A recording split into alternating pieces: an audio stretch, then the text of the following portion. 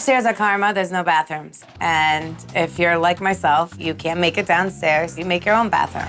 No one's looking at you! Stop it! Ladies and gentlemen, welcome back to the Movie Blues. I am DS Lyons, and today on the show, we're going to be looking at the new found footage horror movie DEVON from director Jenni Farley, aka JWOWW of the Jersey Shore. If you don't know me, then you hate me, and you wish you were me.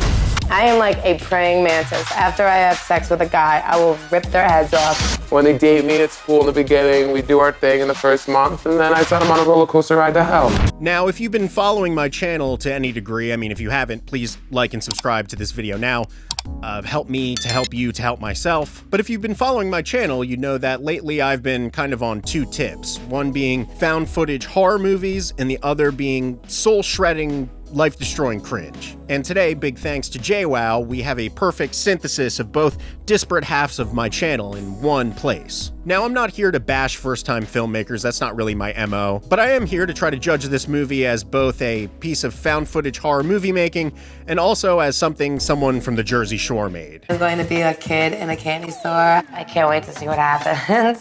Jenni JWOWW Farley probably has more money in her bank account than 90% of found footage filmmakers who go out there and try to make something happen. I mean, they can do better, hopefully, than the anti-pornography Christian found footage movie we watched that just used Snapchat filters over people's faces. Ready? And I know you might be thinking like, oh, well, what do you expect from JWOWW from the Jersey Shore? I'll have you remember that this woman wrote one of the most important documents of our time. The first night at bed, when you left crying, Ron made out with two girls, his head in between a cocktail waitress's breasts. So without further ado, let's take a look at DEVON, the new JWOWW joint. It's gonna be so bad. In 1902, the asylum opened, promising a new beginning for the mentally retarded. I don't care what movie this is, or what the plot is, or if it does take place at an insane asylum. Dropping a hard R in the first 10 seconds of your movie, bold strategy, JWOWW. Let's see if it pays off for him. Oh, wow, okay. Jenni Farley. Is that supposed to be more catchy than JWOWW? Am I supposed to take Farley more serious? Ooh, voila. Okay. So we start out with two kids getting up to no good at an abandoned mental hospital. But I'm having trouble with the immersion because we're doing full credits up front. Sure, it's a nitpick, but if you watch enough found footage, you realize that 90% of these movies don't have opening credits for a good reason. Nothing really breaks up the tension of a scene like my man Hank Santos. The two punky kids discover some suspiciously pristine video cameras that have some twisted footage on them. And this leads to what I am praying with every fiber of my being is not going to be a consistent editing style found throughout the rest of this movie. It is.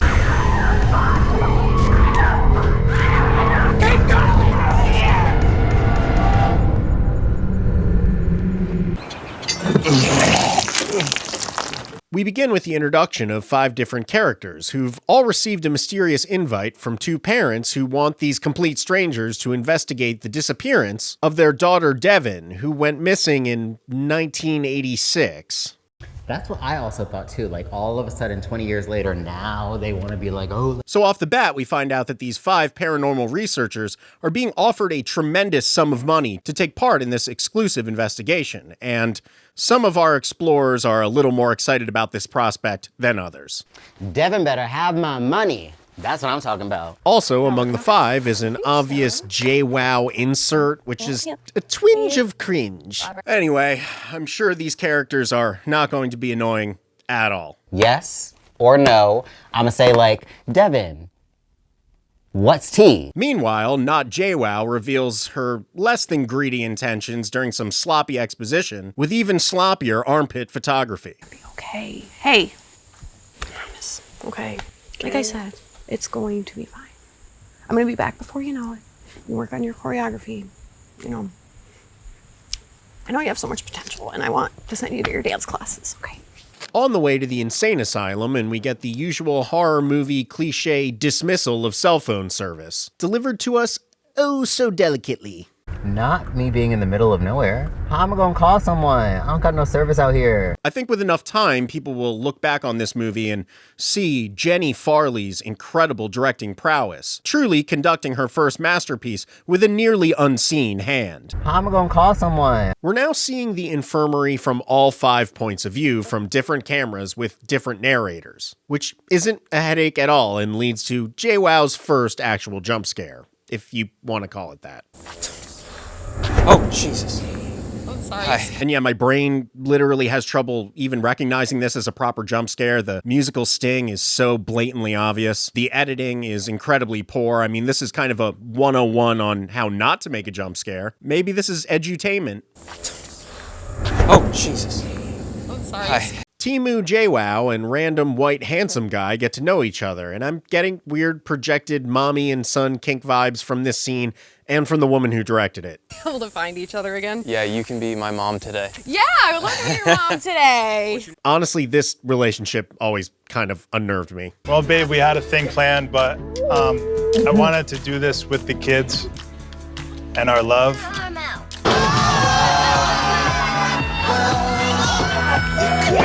The majority of the gang finally gets together to find a way into the asylum. Oh, also, I forgot to mention, but this movie began with and is loaded with cuts to this in-the-moment interview with one of the researchers being interrogated by the police afterward, which is entirely too close of a camera angle, and her performance just low-key reminded me of Angela Bassett from the Michael Jackson TV movie. We tried to get out, but I don't know. I was doing my PhD thesis, and you're cute, and I don't want you. No, I don't want you. I don't want you. I don't want you. I don't want you. Don't go there. Don't go there. But for real, this is another instance of this movie just willfully dismantling its own tension. Usually in found footage, you don't have these in-the-moment interviews with people that reveal who, if anyone, survived the events of the night. This might work in like a mockumentary format, but in found footage, it's just kind of shooting yourself in the foot. I watered it down. Doesn't smell anymore. So embarrassing. Inevitably, as you can imagine, things start to go bump in the night, which elicits various cringe reactions from various cringe members of our cast. Oh, shit! No, ma'am. It's all right. It's all right. Okay, so like any group of people who are shut into a mental hospital and locked against their will overnight, the gang decides to sit down and have an emotional exposition bukkake session instead of trying to get out of the actual hospital. I mean, I understand you're a mom, but like, I don't know your story. I would love to know your story. I don't really know too much about you, so what? Well, let's start with you. Well, I still live at home with my parents. They just cut me off, and so it's kind of my first time, like, being alone.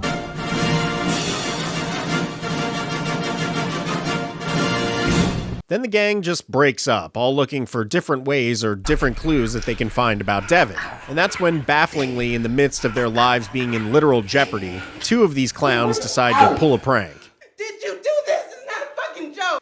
I mean, like... Who brought blood in here?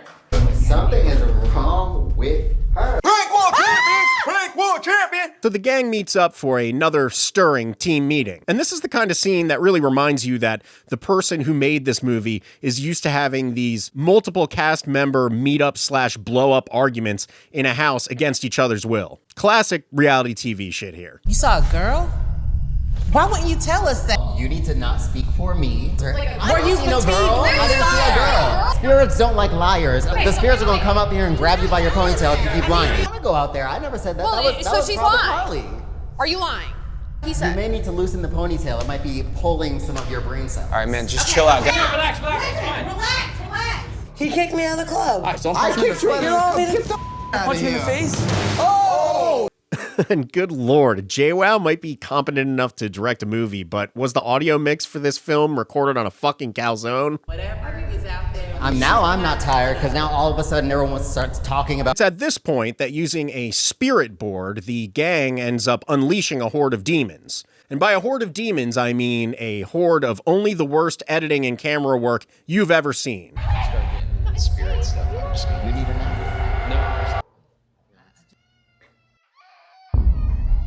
Do you hear that?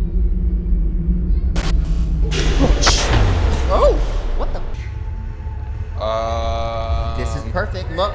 No, look. As a kid, they're trying to play with us.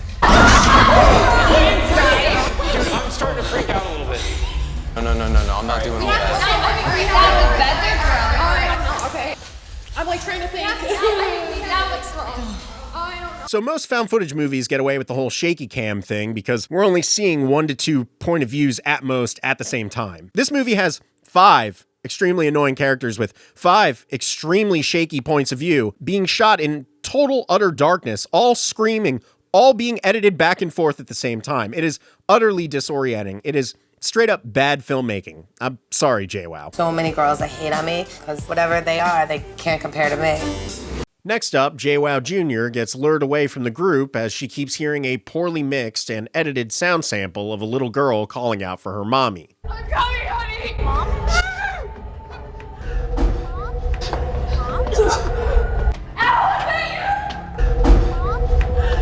Mom? Mom. Mom. I'm coming, honey! Mom.